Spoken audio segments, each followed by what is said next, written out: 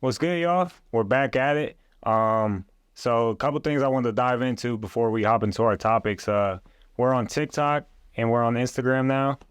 Check us out. We're uploading clips basically every day, maybe 2 clips a day. So yeah, definitely check us out. We got content going on there from my boy James every single day. Mm-hmm. So definitely check that out. But first week of preseason went down. The first thing I'd like to do is talk about the 2 notable deals that went down this last week. So Dalvin Cook, he inked a $8 million deal with the Jets. So we had talked about it in the weeks past that this could happen, and everybody kind of knew that this was on the radar. $8 million is actually the number that we all kind of said was fair price for Dalvin. So what are your guys' thoughts on that? I'll go first. I think Dalvin Cook really doesn't perpetuate this team any more than they already were. Right. I think they have a solid running back room. Quick side note to fantasy, I know he was being drafted kind of late now, and I don't really see his draft stock, shifting up any higher just because you got Breece Hall coming back from his injury. I think it's kind of a running back by committee once he gets back if he does end up playing earlier in the season. So, I mean, it's a good signing for depth, but it's not like I absolutely love it. Right. Yeah, no, and I totally agree with you, James. I think even with that, like fantasy odds, if you do like sports betting, like even after this deal went down, the Jets line didn't move at all, like not a single thing. So, I mean, I think this piece for Dalvin Cook, we all thought he was going to the Jets, and he did. It's a good signing. They have a really deep running back room. I think it's a good thing just because of some of the injuries they had with like Breece Hall last year.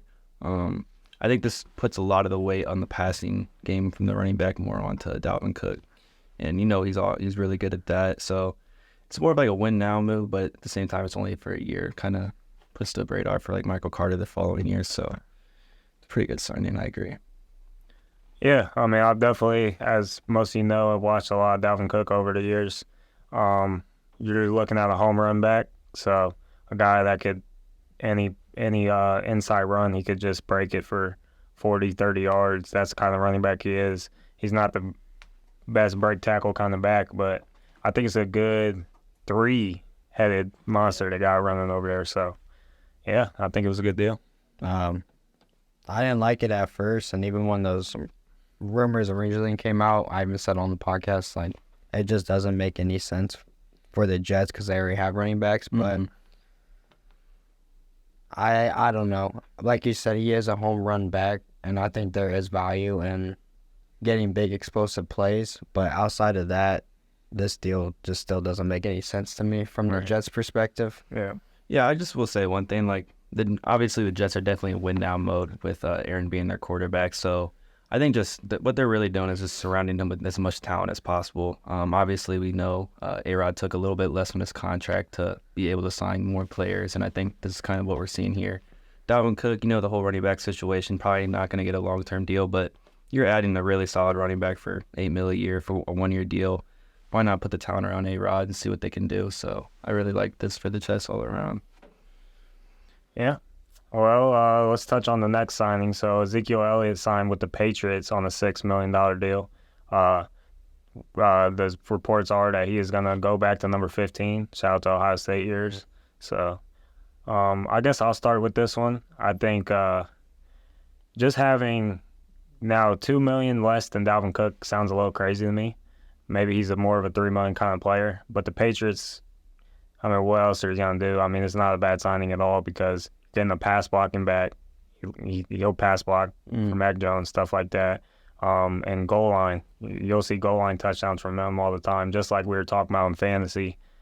I've notoriously taken Zeke probably too high in each of my last couple drafts, but it's actually kind of turned out sometimes, not last year, but good for me because people always think it's going to be a down year for Zeke, and he still produces goal line touchdowns. So yeah, I agree, Dom. Especially with Zeke, this signing doesn't blow any waters at all for me. I think Ramon Stevenson's easily the running back 1 for the Patriots. There's no change in that whatsoever. But I think just for even depth with the running back situation the Patriots have, I think this is a good signing just for, like you said, like those third down runs, close like line, 1-yarders, even for pass blocking. I think just adding Zeke there is a really good signing, but like I said, it doesn't really turn any heads for me, to be honest. Not really a big deal. Yeah. Yeah, I think it just makes a 7-8 to 1 team a 7-8 to 1 team. Yeah. Change anything. Yeah, that's true. Yeah. I thought something. I think I saw his contract was. It was $3 million guaranteed, $1 million signing bonus, and $6 million guaranteed. So total max, like $10 million, which I don't really know what was in his guaranteed, but I assume he's not going to reach those marks with Ramondre in the backfield with him. Yeah. Like you guys said, it's a 7, maybe 6 win team. Doesn't change much. Yeah. I mean, like I think it's just more of a depth piece for the Patriots. Like, something did happen, God forbid, to Ramon Stevenson, but you just have Zeke, he's still a good running back, but his age, his legs took a lot of toll the last couple of years, so it's more just like for like those goal line or pass blocking situations where you really see him. The one thing I will say is if he is going to have a career resurgence somewhere, it's going to be New England. Yeah. I mean, they have like time after time taking veteran running backs. And I was under Brady, which is different, but that organization just knows how to get the last bit of energy and juice out of veteran backs. Yeah. Yeah. I think as a whole, this might kind of hurt the running back market. Right. Kind of alluded to it a couple podcasts ago, but these two running backs are, both 28, 29, and they're going into running back committees. And if this works out for both teams, other teams are going to take notice and be like, for example, the Giants and the Raiders are like, well, we could just sign a running back that's getting old and have another young running back, running back by committee. So if it does work out, it's going to be kind of interesting to see if that's what other teams decide to do. And that's definitely an interesting thought. And that's actually I definitely agree with that, because like if this does turn out good, I could see this being almost a new way for the running back signings in the future. You get a running back out of contract, no more franchise tag where you actually have to pay the player. You're more like, I'm more willing to give you a higher 1-year deal than I am to lock myself down with you for 3 years for a little bit less. So I think this is something you'll see more often moving forward in the NFL for sure. Yeah. Yeah, good points. So this next segment was actually Nate's idea. So if you want to kind of explain. Yep. So we just had the first week of the preseason games, and they are preseason games, but it's an opportunity for us to actually watch football again, which we're all excited about. And 2, these are people that are trying to make the roster, and most of the time they will eventually end up playing. Right. Like whether it's week 1 or week 17, like they will end up seeing the field. But that just got me thinking, can we almost predict off of these first appearances, like what players are going to break out this season? And we'll just start with James, and we'll let you fire away. So the first person that I got for y'all is Deuce Vaughn, a little 5'5" running back out of Kansas State. If you guys watch any March Madness, what's his name? Is it a little like 5'8" point guard? Yeah. Kind of reminds me of him. And he played for Kansas State. Yeah. Mm-hmm. Yeah, so kind of similar.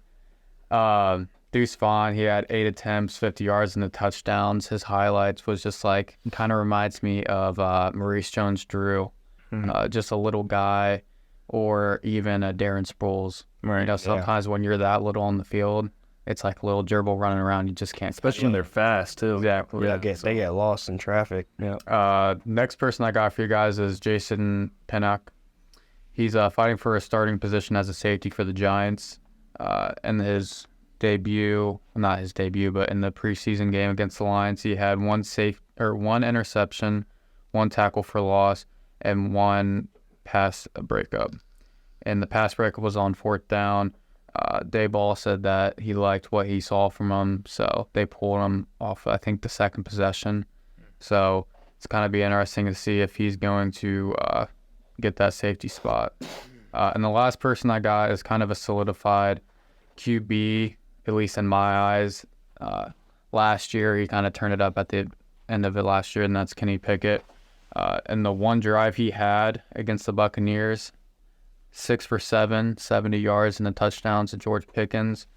I really liked what I saw, and I was like, I know last podcast we had some bashers of the Steelers, and I was kind of the only one that defended them, so that made me feel a little better.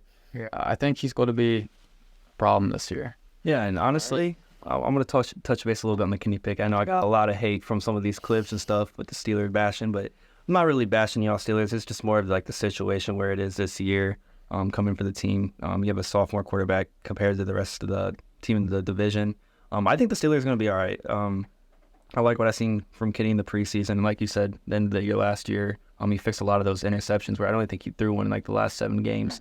So I think Kenny, he's definitely going to have a solid year. It's just going to kind of be, like I said, still interesting for that AFC North because you can see, honestly, any of those teams making a playoff push. But, yeah, that's my thoughts on Kenny. Yeah, I'm just going to touch base on Deuce Vaughn real quick. And I like the comparison to Darren Sproles. Just whenever you can have, like, a smaller back that's, like, well undersized, everybody in the NFL, like, actually be good. Like, that's cool to see, you know? Gives us smaller guys hope. And another thing with Deuce Vaughn, I know some people might know it, some people might not know it. When was he drafted? Was in like the 6th or 5th round. It was a little bit later in the draft. But one thing that's pretty cool is Deuce Vaughn's dad actually is one of the coaching, he's in the front office of the Cowboys. So I thought it was really cool. Also getting your son on the same team, you can see some of the reactions with the coaching and his father when they did draft him was honestly it's pretty heart touching, but so I really high hopes for Deuce. I really like him as a person and a player. Yeah, he should get playing time. Oh, yeah. He should. He should. Yeah, and the last thing that Deuce Vaughn sparked me when James was talking about him was he brought up Maurice Jones-Drew, and that just kind of brought up a funny memory for me. So when I was a little kid, my dad took me to a Browns game. This was the Josh Gordon era, and it was against the Jags, and they had Maurice Jones-Drew. And there was 2 older dudes sitting behind us, and every time he got the ball, all they would say was, "Here comes the bowling ball." Cause he's like, that's what he's built like, bro. And that's how Deuce Vaughn's kind of built. It's like a little bowling ball that just hits the hole hard and keeps chugging. So I'm excited to see it too. Yeah.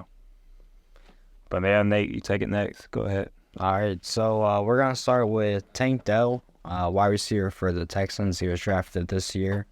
Against the Patriots, he had 5 receptions for 65 yards and a touchdown. And we all saw that touchdown, like, yeah, it was nuts. Just you get the amount of mental concentration you got to have to be able to put down a ball like that is just nuts. And with how bad the Texans' just overall roster is, someone like Tank Dell should get plenty of playing time.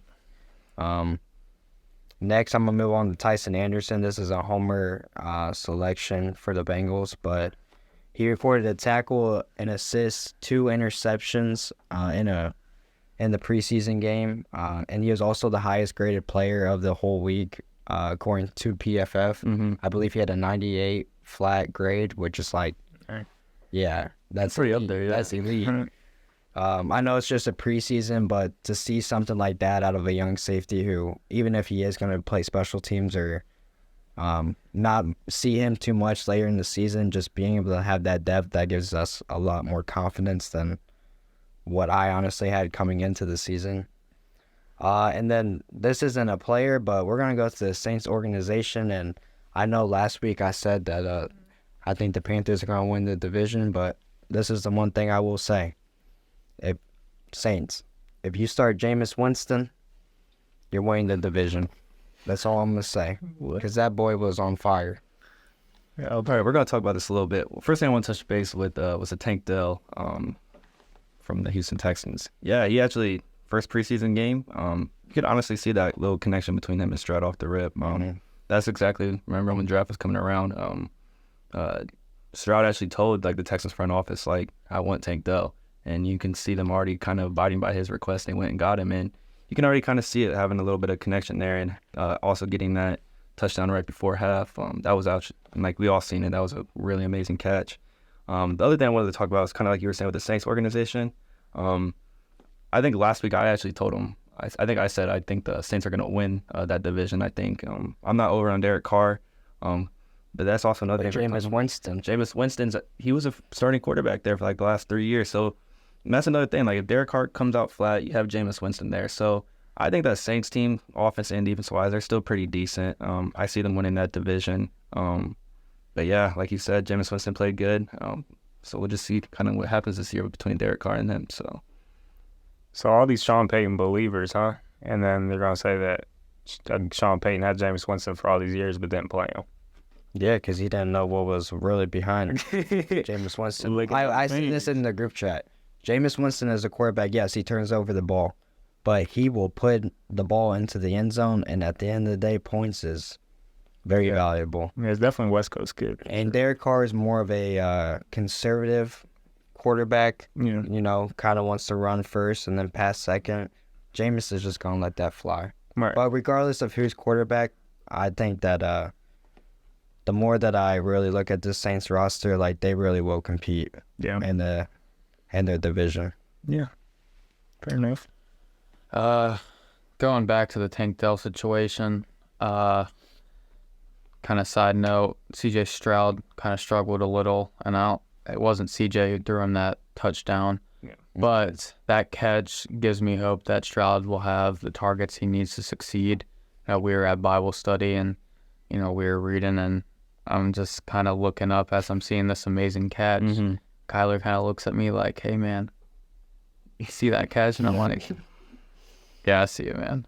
So kind of cool to see a young receiver from the Houston area succeed this early on. Mm. All right, I'll take it next. First player I have it's the Ops, Romeo Doubs. Romeo Doubs, he was battling injuries all year last year. He was kind of outshined by Christian Watson, but all the reports coming for camp was that Romeo Doubs and J-Lo, I don't know if you heard that new nickname for Jordan Love, J-Lo. I like that. J-Lo. It's kind of cute. They've been connecting, and we seen in that first drive a little connection there, and they got a touchdown. So, yeah, I'm high on Romeo Doubs. If you're in any fantasy leagues with me, don't take my boy. So, yeah. The next player I got is Elijah Dotson. Elijah Dotson plays for the Chargers. He's battling for backup running back with Joshua Kelly. He just had a killer game. Absolute crazy game. Now, I'm not saying that that's the type of production you're going to get from a running back game in and game out. But what I'm saying is they've been looking for a two-headed monster for a while now. Yeah. It's been an Austin Eckler show for a while, and Austin Eckler wants paid. And I think they're looking for that guy that they can kind of settle back with, and even if it's him and Joshua Kelly next year instead of Eckler. Yeah. So, yeah, I think that's somebody we should really keep on watching during the preseason. The last guy I had is a fan favorite, Gardner Minshew. He was 6 for 7 in his little stint that he had. Now, it was already announced that Anthony Richardson is going to be the starter, but I just think he just showed that he's still one of the best backups in the league. He's just out there, man, and he makes all the right plays, and he's got this chemistry with his teammates that all these dudes just love him. And yeah, Gardner Minshew, man, gotta love him. Yeah, no, and I agree, Dom. One thing with Gardner Minshew alone, I think he's one of the most fan favorite players in the whole entire league. I mean, Right. Bro pulls up to work making all that money in like his 1987 minivan. So, bro's actually like he is really a fun favorite, a fan favorite player in the league. And not only just that, he's a veteran.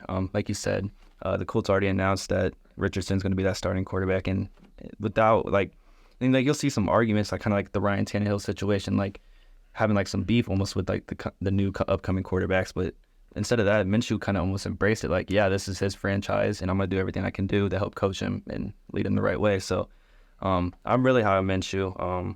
He plays good. He's a really good backup. And not only that, he's going to be a great coach to hopefully mentor Richardson in the league. Yeah, I mean, imagine being Minshew and you just sat back and they took that Jalen Hurts kid and you're like battling for a role with him, and then he just shines like that. Mm-hmm. Yeah. And you feel like you played some sort of role in that. So, of course, you want to do that same thing with Anthony Richardson.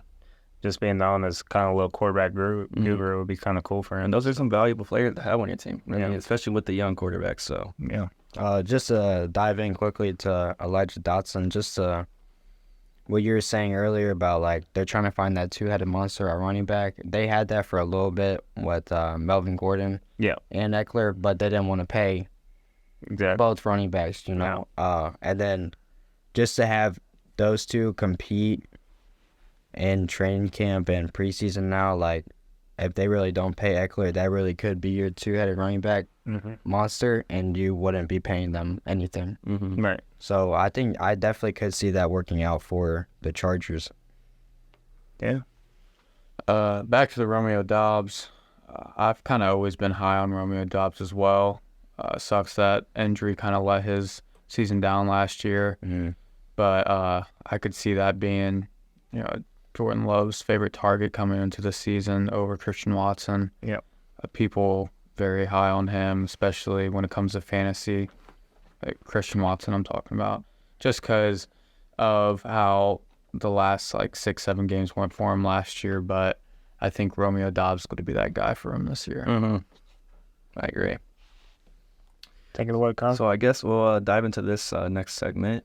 Still a preseason segment, but the three players I named here are all Browns players because I honestly, I really feel like they deserved it because this is some really three big names that really showed out in preseason. Plus, we've not only seen one game, we've actually seen 2 games with some of these players, so a little bit easier to talk about.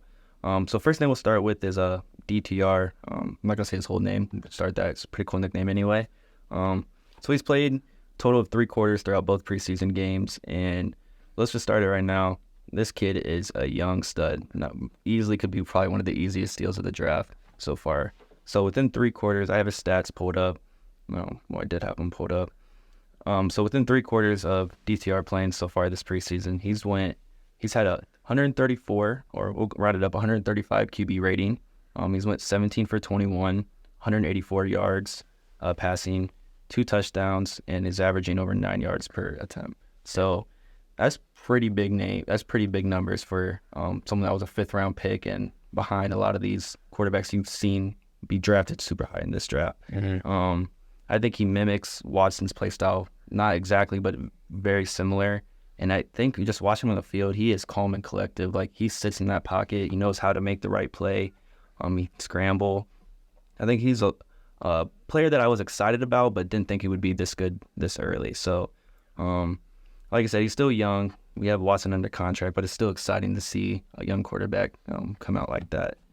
And we'll get into the second player, DeJuan Jones. This was a 4th round pick by the Browns. And this is also kind of what I was talking about. I think the Browns had a really underrated draft because this was another player that fell in the draft and who's also looking like a huge steal. So obviously I don't have a photo for you guys right now, but DeJuan Jones so far within 2 preseason games, he's played the whole time. He's had 76.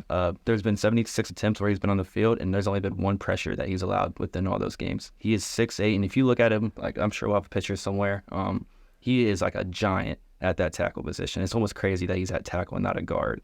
But only allowing 1 pressure, not even a sack, within 2 of those preseason games, falling that far down in the draft. Like, this kid's going to be a really young stud moving forward for the Browns, and I think he'll end up taking the Willis position next year after his franchise tag is over. So just something to be really excited about. And this last player, we'll go with Ronnie Hickman. This was an undrafted free agent actually by the Cleveland Browns. Picked him up after the draft went down, and this last preseason game against the Commanders, he showed why Browns probably going to have him on his roster in this 53-man team. He got 2 picks during that game, and you can just tell he knows where to be on the field. So just having 2 picks in one game, that's just something that you'll want to see from your preseason players. Like, that's kind of what you're looking for, like these people that have like flashes in ability. So just seeing that as a safety, I could see him almost definitely making the roster just off that game alone. So that's just my little Brown segment for the preseason. Yeah, hell, get it off there. Back to DTR, Dorian Thompson. I really did. I know some people might be scared to say his name on this podcast, but I'll come out and say it. If you guys have ever watched the Elite 11, he was on it, right before he went to UCLA. I was like, man, this kid's going to be a dog in the league. Kind of didn't turn out the way he wanted to in college, but I think we're seeing glimpses because he ended up winning the Elite 11 back when that show was out, and I'm pretty sure he was going up against, because he's a little bit of an older rookie. I think he was going up against players like Justin Fields and Trevor Lawrence in those camps. Trent Dilford is the one who heads it. So I don't know if that's the best person you want coaching you is a Ravens quarterback that got carried in the Super Bowl against the Giants, but that's a whole nother story. But yeah, very high on DTR. I think he could be a solid backup, or if this keeps skyrocketing, maybe a starter in the league one day. Yeah, and you know who else is high on DTR? If you watch Hard Knocks, Aaron Rodgers before the Hall of Fame game was like, they had a little moment, had a little bromance going on there. So yeah, we love to see it. I'm excited because it's a deep quarterback room too, kind of just off of pure talent. They all kind of, like I said a couple of weeks ago, kind of mimic each other's games. And yeah, it's a talented room that we've seen so far. I just want to jump into DeJuan Jones. Like you said, this dude's size, I don't think there's a bigger player in the NFL than this boy. He's humongous. But on top of that, I saw a clip earlier on Twitter, and they had a joint practice with the Eagles. The Browns did, and he went up against Brandon Graham, who we consider is still one of the best pass rushers in the league. Right. Put him in the dirt. And I was just like, whenever you can see something like that, someone that literally just got drafted, that's awesome. What makes him great is how his lateral movement is at being so big. Being that big, Being a tackle is crazy when you're that big. Like Kyler said, you are usually a guard when you're that big. But the fact that he can, kick outside so quick against, left ends and right ends, Brandon Graham is one of the best in the league, and he's able to keep up with such a smaller dude. I mean, he has 6 inches on him. Right. So the fact that his lateral movement, it's just crazy to me. Yeah. No, I agree. Just being one of the biggest questions, and when the reason he kind of fell in the draft, he was projected like a second rounder, but he kind of fell due to some injury concerns being that tall, and also kind of his work ethic. I know there was some questions in the air before the draft, about his work ethic and him being that big, playing at the tackle position. It's kind of something you don't see someone that big being on the outside. But dude's been killing it so far. There's not another player I'm probably more excited about in this preseason besides him, because I can see him almost being a starter within this year. I'm he's been really shining, and like you said, someone that big playing outside on the tackle, I think he'll definitely be taking Willis' spot at the end of this round. And to be able to draft someone like that with how rare it is to have good offensive linemen in the league, that's... And especially shining in their first year. Yeah. Linemen struggle. Yeah, they do. Yeah. They do. And he's shown nothing but just improvement and everything, so... I think he answered a lot of those character and injury questions right off the rip a little bit. Maybe not injuries too much, but definitely more of the character. He's kind of showing that he's coachable and he's willing to learn in this league. So I think this is something to be really excited for if you're a Browns fan. Yeah, so that was our preseason radar there for you. The last thing we got for y'all is a draft. Drafts you can expect from us a lot during the off-season time. I think it's something that we all enjoy, and I hope you guys enjoy as well. But this week's draft is going to be drafting the top 20 players with the most pressure heading into the season. So this is going to be just a normal set draft. So we can start with James this week. Starting with James, he'll take his first player. All right. So the first person I'm going to go with is Justin Fields. Mic drop. It's all needs to be said. Go ahead, Nate. It pains me to say this, but I'm going to go with Joe Burrow simply because this is the roster to win with, and we are under more pressure than ever. And if we're going to win a Super Bowl, it's got to be this year, at max next year. For me, my first player has to be Aaron Rodgers. I enjoyed the first episode of Hard Knocks, but as a Vikings fan, I did not enjoy the absolute slob fest that was all over Aaron Rodgers. So it was just like a romance movie for the first 15 minutes, basically, that Aaron Rodgers is going to, from how Hard Knocks portrayed it, is be a top 3 quarterback again. And I just don't see it. So I feel like that's a lot of pressure on the man's shoulders. So, yeah. Yeah, I think this one's pretty obvious, and probably, I think everyone agrees, probably one of the most pressure heading into the season, and we're gonna go with our boy Deshaun Watson. I mean, it's pretty clear cut and day, like we all talked about last week. Browns have the roster, they have the talent. One thing we're missing is just how's this quarterback play gonna work out with Deshaun? I mean, obviously we signed guaranteed contract for all those years. This is a prove it year, full off season. Got to work with the team. So yeah, we're gonna see if Deshaun Watson can return to that top 10 quarterback status, and if so, Brown fans, we're gonna be hyped this year for sure. Next person I got for you guys is Bronco Country. Let's ride. Russell Wilson's finest moments will come this year. I believe in it. But with that comes a lot of pressure. New coach was Sean Payton. Sorry, I lost his name. A lot of pressure on Russell Wilson that he doesn't repeat what happened last year.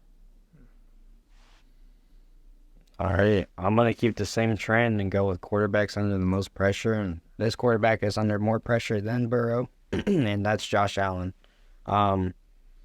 Same situation as Burrow. You have all the talent in the world to win. You haven't been able to win in the postseason. If you're going to win at all, it has to be this year.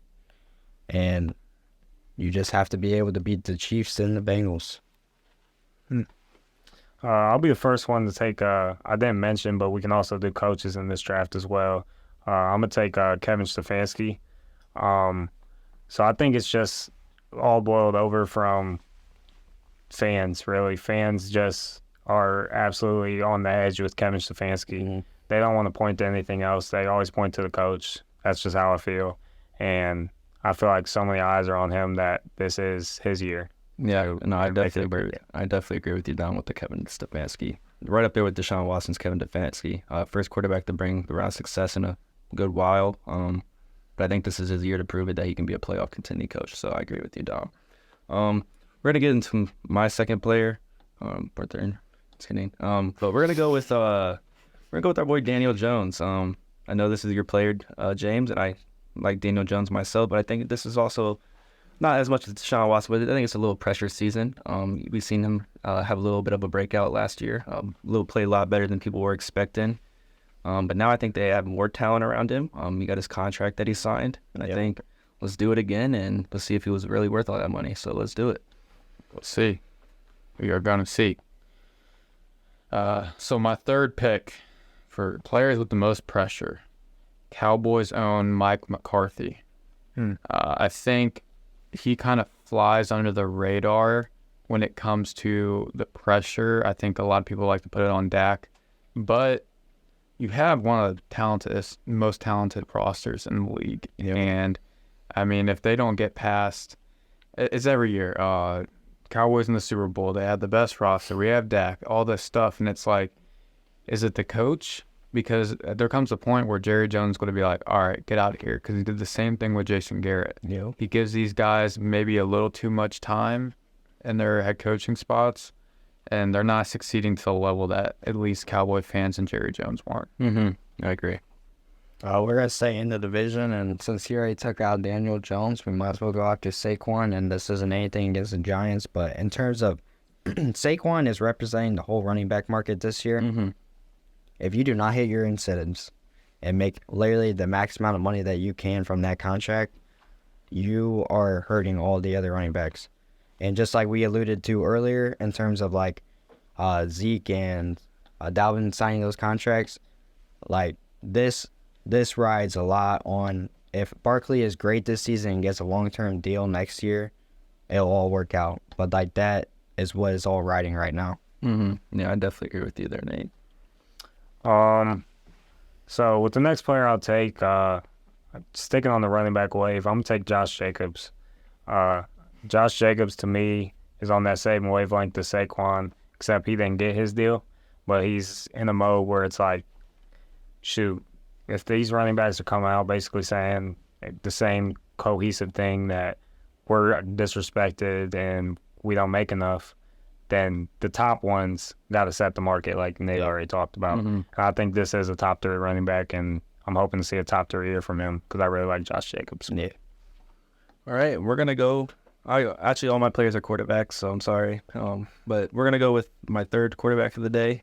That's pressure. I'm going to go with Ryan Tannehill. I think this one's pretty clear as well.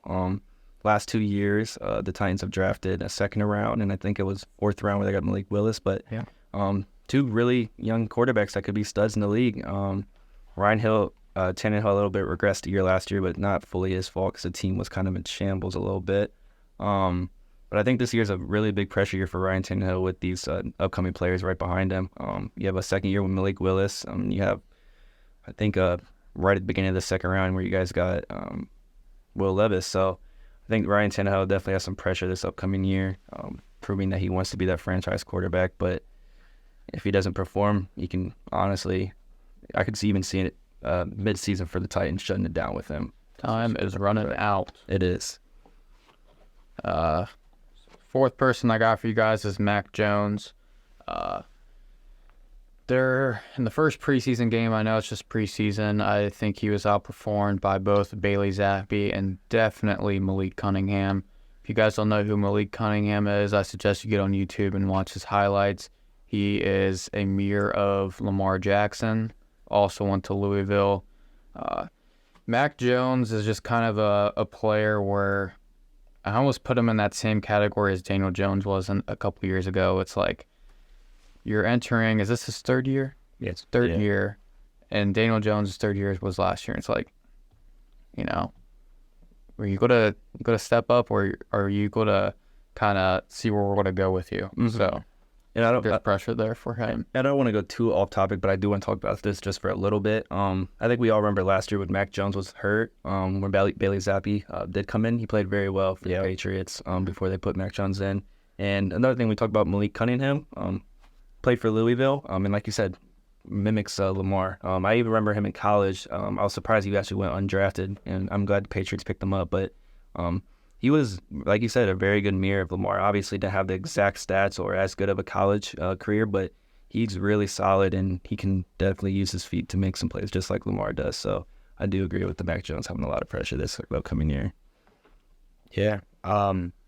This isn't going to be a player or even a person in general. It's going to be a whole organization, and we're going to go to the Broncos organization. You already alluded to it a little bit, but this is a ride or die season for that entire organization, for their future for the next 5 years. Either you get the old Russ back and you make a playoff run and actually are competitive, or you just make yourself look like some of the biggest fools in the NFL. Because if you don't make the playoffs, what was the whole point of training for Russ? Yeah. And then, it's blow it up time. Yeah. So my fourth guy is going to be Brian Staley. I know I've roasted him enough in the previous ones, but I don't see him, pushing very deep into the playoffs. So I see him getting fired after this year, I think. So I should have taken him higher, honestly, because I think he has probably the most pressure. All right, and we're gonna go down to my last one. We'll go with this one. I don't want to say honestly too much pressure on him as a person. It's more of kind of like an organization / him. But we're gonna go with Bryce Young, first round pick from Carolina Panthers. And before you argue, he's a rookie. How much can you expect? And I understand that rookie quarterback, you kind of know what you're getting your feet into a little bit. There's going to be some growing pains. But I think the more pressure is kind of the Panthers organization. Not only did you give up DJ Moore, who was your receiver one, you gave up a lot of first rounds for this quarterback. So you're putting all your eggs in a basket, letting basically the franchise know this is your franchise quarterback for the next few years. I know they have Matt Corral and stuff on the team. They're still young quarterbacks, but just never really had the chance I guess Bryce Young gets right now. I'm not saying there's so much pressure on Bryce, but I do think he has to perform better than some of these other quarterbacks that got drafted after him. So that's the only reason I'm putting him on this list. Is just because of how much the Panthers did give up to get this player. So we'll see how that turns out for the Panthers this year. Last person I'm going to go with is Lamar Jackson. Now, Lamar did get paid, and I don't think we're going to see the full Lamar back to himself until actually next year. I think, coming back from injury, there's still some pressure on Lamar because, yes, you did get paid. You're playing in probably the best division in the league. So are you going to make the playoffs or not? I don't really see them doing that. But definitely pressure there for him. Agreed. We'll just stick with the quarterbacks, and we mentioned them earlier. Your boy J Lo, Jordan Love, is under a lot of pressure. I feel like this season because you have big shoes to fill. Just like the way Aaron Rodgers had to fill Brett Favre's shoes, you're going down that lineage. Like, you have to fill big shoes. On top of that, the roster around you, especially if we alluded to on previous weeks, the defense, like, they have talent in Green Bay. So there's no excuse. This team has invested a lot in you, and you have to get it done. Yeah. With my last pick, I'm also going to take a quarterback, Jimmy G. I think this is Jimmy G's last chance to either be a starter or finish his career as a backup. So I think obvious that there's a lot of pressure on him and the whole Raiders organization. So Yeah, and it looks like this is the very last pick of the whole entire pressure draft. But I think before I get into this real quick, I think we all can agree there's been a ton of quarterbacks on this list. If you look at it, there's a lot of quarterbacks that look like under a lot of pressure this year. So it's going to be an exciting year for NFL. But with my last pick of the 2023 pressure draft, we're going to go with your very own Derek Carr. And just hear me out. There's a couple good reasons why we have Derek Carr. Just like you talked about earlier, Nate, Jameis Winston was that franchise QB for that team till this year. I think there's a lot of Derek Carr. Is he going to be better than Jameis? You've seen Jameis play pretty good in the preseason. Derek Carr has another chance to prove himself to be a franchise quarterback for this league. You can kind of see how his tenure ended out with the Raiders last year. And then it didn't look too great, but new opportunity. It's definitely exciting, but with that also comes a lot of pressure. So I'm high on the Saints, and I still like Derek Carr, but yeah, there's definitely going to be some pressure with him this year. yeah, well, that was our draft, y'all. And that was our episode for y'all. Yeah, so in the next coming weeks, check us out for all the preseason content and heading into the season. Follow us on Instagram, TikTok, subscribe on YouTube. Please like and comment. I'd like to see more comments, y'all. Let us know how you're feeling about the drafts. Who do you think won, stuff like that, and just what you guys would like to see coming from us. But yeah, y'all, it was real. Peace.